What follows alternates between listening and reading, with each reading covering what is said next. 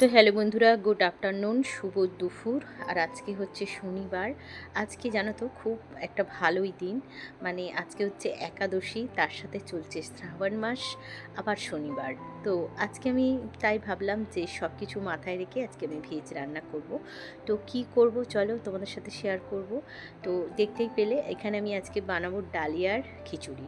তো ডালিয়া আমি একটু খুব ভালো করে একটু হালকা করে শ্যালো ফ্রাই করে নিয়েছি, আর তার সাথে আছে সামাদানা।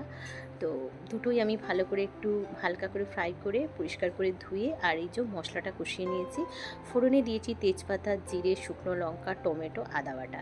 তো দিয়ে আর তারপর কিন্তু আমি দিয়ে দিয়েছি যেগুলো আমি পরিষ্কার করে ধুয়ে রেখেছিলাম, যেমন সামাদানা, ডালিয়া, আর হালকা করে একটু মুগের ডালও আমি সিদ্ধ করে নিয়েছিলাম ভেজে, তো সেটাও কিন্তু অ্যাড করে দিয়েছি। আর এখন দেখো পরিমাণ মতো এখানে আমি নুন দিয়ে দিলাম।